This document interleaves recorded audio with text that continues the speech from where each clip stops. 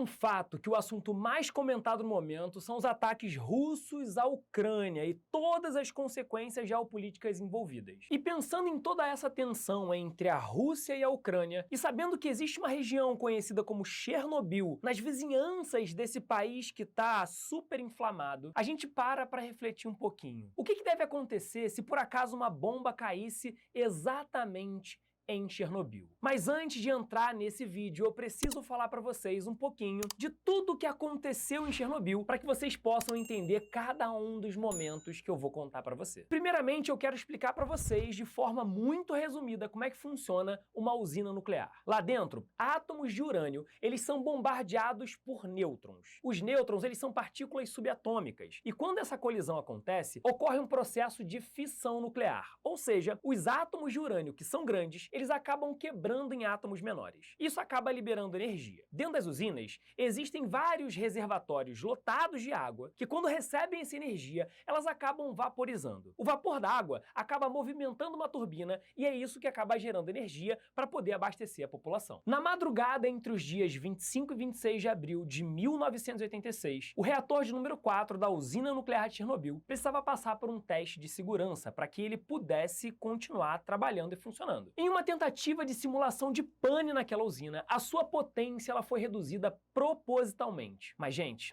eu preciso te contar uma coisa. Em reações tradicionais que não são radioativas, quando a gente abaixa a potência do sistema, automaticamente a velocidade das reações também acaba baixando. Acontece que em reações radioativas as coisas são um pouquinho diferentes. Você lembra que eu falei para vocês que os nêutrons eles atingiam os urânios para quebrar aqueles urânios? Acontece que a velocidade dos nêutrons dentro daquele sistema é muito alta. Uma redução da potência aumenta a probabilidade dos nêutrons atingirem os urânios, porque a velocidade deles fica um pouco menor e a gente acaba chegando numa velocidade ótima de colisão dos nêutrons em relação aos urânios. Isso vai aumentar a intensidade daquelas reações e, por consequência, a quantidade de energia vai acabar sendo cada vez maior. E durante o teste de segurança, essa redução na potência acabou saindo do controle. A intensidade das reações nucleares acabou aumentando muito. A temperatura do sistema atingiu marcas de 4,6 mil graus Celsius. Para você ter noção, a temperatura da superfície do Sol é de 5,5 mil graus Celsius. Gente, a essa temperatura, a água que estava ali presente acabou vaporizando. E, gente, água na forma de vapor aumenta muito a pressão do sistema e ela precisa ir para algum lugar. Foi isso que gerou a explosão. A intensidade dessa explosão foi de 66 toneladas de TNT. É de se imaginar que com essa explosão e com a quantidade enorme de material radioativo que estava ali dentro, tudo aquilo ali foi jogado para o ambiente. Essa radiação espalhou por grande parte da Europa, atingiu a Rússia e teve registro de radiação chegando até no Japão, cara. Diante de todo esse caos, com muita matéria radioativa sendo jogada para o ambiente, eu tenho uma coisa para contar para você. Diferente, por exemplo, de uma madeira queimando, onde você joga água e o fogo acaba, uma reação radioativa, ela não para independente do que você fizer. Para isso, foi construído com 400 mil metros cúbicos de concreto e 7.300 toneladas de muito metal. Foi construído uma espécie de sarcófago para tentar isolar aquela região que a usina funcionava. É lógico, um local que apresenta 200 toneladas de cúrio radioativo,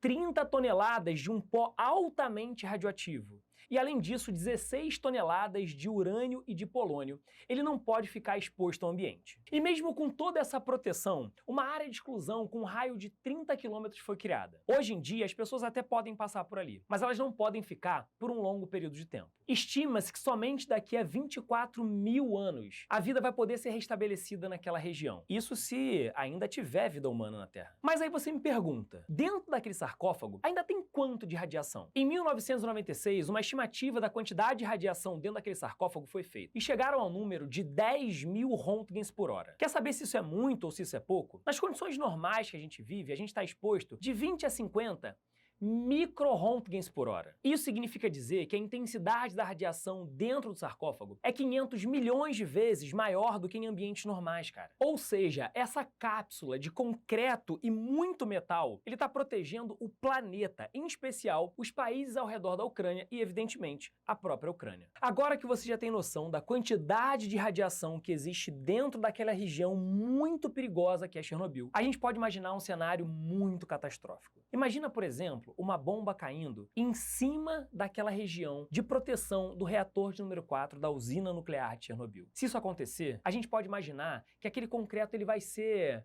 rompido. E toda aquela matéria radioativa vai acabar sendo exposta ao ambiente novamente. É importante dizer para você que se por acaso uma bomba cair naquela região, ela não se transforma automaticamente numa bomba nuclear como aquelas que caíram em Hiroshima e Nagasaki. Porém, se uma bomba cair naquele sarcófago, ele pode ser rompido e toda aquela matéria radioativa ela pode ser exposta ao ambiente. Com os intempéries do tempo, como vento e chuva, essa radiação ela pode ser jogada em vários países da Europa, inclusive na Rússia. Talvez agora você entenda o motivo pelo qual a primeira região que a Rússia buscou dominar foi a área de Chernobyl. Sinceramente, eu posso estar completamente errado, gente. Mas pensando pela cabeça da Rússia, se você está entrando na Ucrânia e você sabe que aquilo ali vai gerar uma tensão absurda entre vocês dois e muitos outros países, dá pra gente imaginar que aquela região que tem muita matéria radioativa e que é muito delicada para a própria Rússia, ela precisa ser protegida. Tanto que a gente sabe que hoje a Rússia já dominou o território onde está Chernobyl, cara. Tudo bem, todo esse caos está acontecendo, mas eu quero falar para vocês só mais uma coisa. Imagina o seguinte, se por acaso você fosse atingido por uma radiação ionizante com uma intensidade muito grande, o que isso geraria dentro do seu corpo? Uma alta exposição à radiação ionizante pode causar uma síndrome conhecida como SAR,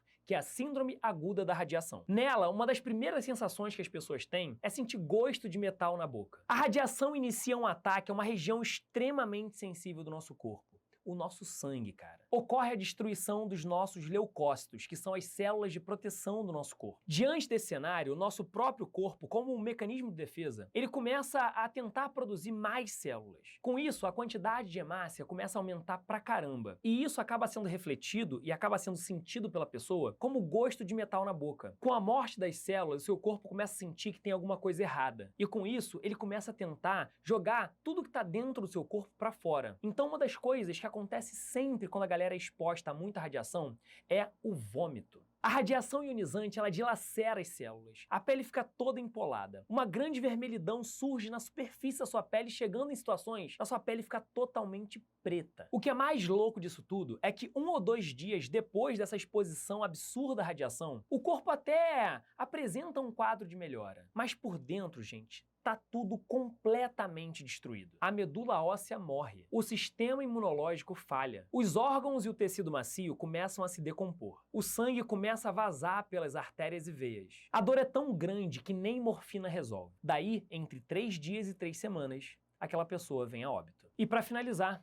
eu tenho uma coisa para falar para vocês. A energia nuclear, ela nunca vai ser a vilã de todo esse processo. O vilão de todo esse processo é o próprio ser humano, onde faz de tudo, inclusive se matar, somente para ter mais poder. É isso, um grande beijo no coração, curtam esse vídeo, inscrevam-se no canal e nos vemos num próximo momento. Fui!